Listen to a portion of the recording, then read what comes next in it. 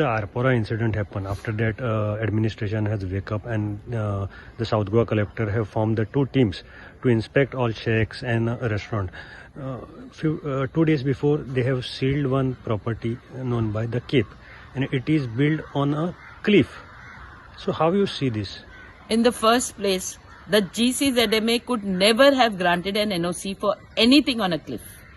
It's very, very clear. It being a no development zone, it is a slope.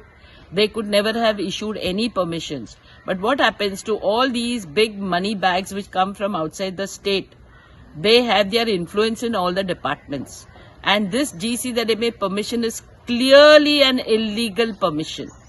Now, my question here is, if they found any violations over there, they know for sure that the property cannot be accessed for if there is a fire or people have to go up and down, all these things. We are not concerned with this. We are saying the permission is illegal. They have committed violation. We want a demolition against these structures, because in the years to come, you're going to find landslides taking place in these areas. There are adjoining properties where are also again owned by people from outside the state, where we have not heard of any sealing orders. But we heard today that they are going, the officers are going there to Kabdaram again to inspect those sites. We are hoping that after they issue the sealing orders, that they do a thorough investigation into how these permissions were given. And all these structures have to be demolished. Another issue here is, over there, wherever there is they have referred to the beach carrying capacity. Several of these properties, not just in Kabdaram but all along the coast, they could not have granted any permissions for them beyond the carrying capacity. But there are hundreds and hundreds of such illegal permissions given by the GCZMA. Another most recent issue is the Bastion matter. There also, we have information under RTI. The documents with us clearly shows that the demolition order was issued, no doubt, but they have not taken it to its logical end. When you say structures are illegal, within a week they should be demolished. They should not be standing there. And if they find that those people reconstruct over there, they should be sent to jail. There has to be some law which will prevent such people from becoming habitual offenders of our environment. Today we are saying tourism. I'm telling you, tourism is dead in Goa. The simple reason, but you may get some people coming for and visiting the state.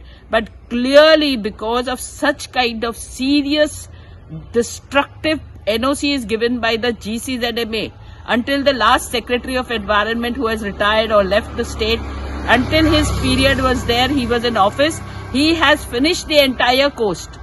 We now have a new Secretary of Environment. We are hoping that, as per yesterday I appeared before the GCZMA, we are hoping that he will correct the course of this destructive direction that the GCZMA has taken. We want the panchayats to be made answerable all along, because if there is a violation, it is the panchayat who should immediately go and start passing orders and sealing these. They have the power. Get the authorities activated, seal these premises. These are commercial structures without permissions. Now, even if the GCZMA has given the NOC, it is the panchayat who can reject it. Why? Because it is going to cause destruction of the village. So the panchayat has every right to say, I'm sorry, you may have given this permission, but we are saying this is going to affect our environment, and we are the local self-governing body. So we are going to demand the demolition. We are not going to give this permission. Panchayats cannot blindly give permissions to anybody. They have every right under Panchayati Raj Act to take a decision for their village, and they are the local self-governing body. The TCP is another culprit. TCP gives blindly permissions, saying that GCZMA has given. Sorry, the GCMA may have given the permission, but the TCP department has to see under its building rules and under the paragraph of environment within their own TCP Act whether you can give these permissions, or they should raise their objections, which is not happening. It is shocking that for the sake of making money by a few very corrupt officers.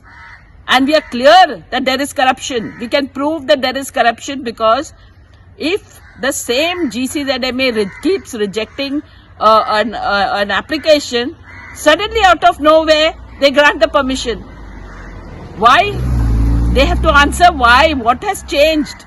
We have seen where they have given in the CRZ, they are giving to people from outside the state to build bungalows in the CRZ. Sorry, this is a banned activity as per CRZ notification. Only local traditional people are allowed to build their houses there, and the hotels which have minimum of 4,000 square meters, they are permitted to build. That also there are stringent laws, which checks and balances which have to be followed. The GCZMA is the biggest culprit for destroying our entire coast, and we are demanding Chief Minister Dr. Pramod Sawant, you are now the Environment Minister and the state is in your hands. We are appealing to you.